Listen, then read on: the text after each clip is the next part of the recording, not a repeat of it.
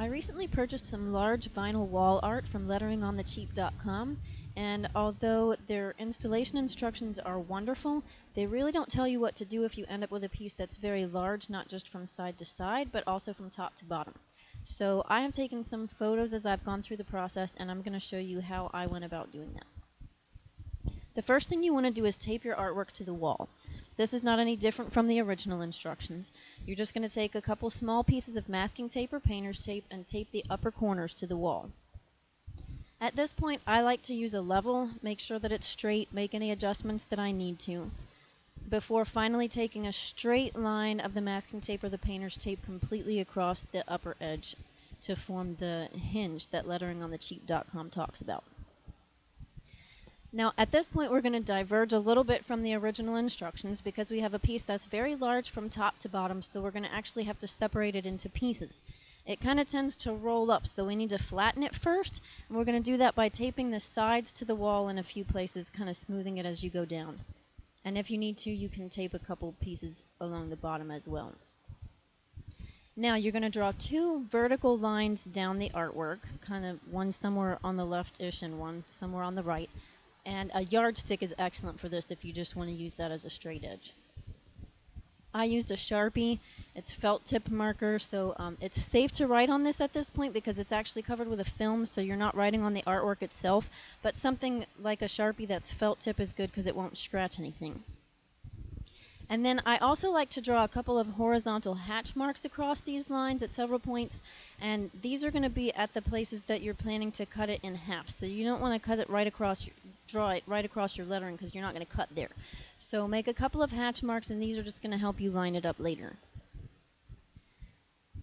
Now, you're going to cut the artwork first of all horizontally. At your first set of hatch marks, the first one's from the top, carefully cut the artwork all the way across. Of course, you may need to remove some of the tape that you had along the sides, but do not cut through the artwork itself. You want to cut between the art elements. So you're cutting the film and the backing all the way across. You want to do it through the hatch marks so that you have something to line up later, but don't cut your actual lettering or anything like that. And then you're going to cut the artwork vertically. This is what letteringonthecheap.com has already told you that you can do. You can cut it into pieces so you have several pieces from side to side and they're easier to apply. Of course, if you have a very tall, narrow piece, you won't need to do this, but most of us that have one that's tall from top to bottom, it's also going to be fairly wide. Again, you do not want to cut the actual art elements, you want to cut in between. So you're cutting the film and you're cutting the backing, but you're not cutting the actual vinyl wall art. Now you're going to apply this upper portion. As instructed in the original instructions at letteringonthecheap.com, one at a time, you're going to lift one of these pieces up from that tape hinge, and you're going to carefully peel the backing off. Be sure that the pieces of art stick to the film and not the backing. Sometimes this is a little bit tricky, and you have to kind of push against them to make sure they stick.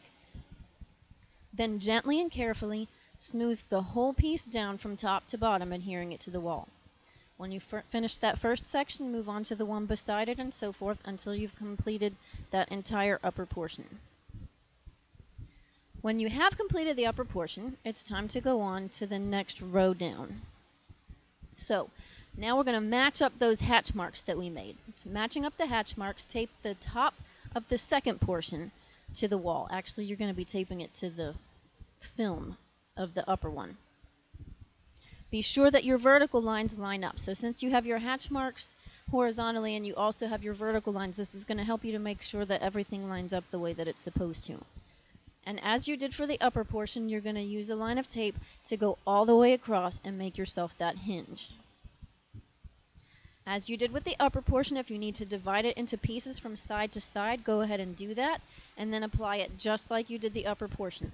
But now, when you remove that tape hinge the second time, be very careful, remove it very carefully from side to side, because it's really easy to accidentally peel up the film from the upper portion, and every time that you accidentally lift up the adhesive and then you adhere it again, it kind of makes it a little less sticky. Now you're just going to repeat this process for each row or each layer of the artwork that you have all the way to the bottom. And as you need to, going down the sides, remove the tape just as you get to it. When the whole artwork has been applied, every piece, top to bottom, left to right, then you can go over the whole thing firmly with a squeegee to be sure it's solidly adhered to the wall.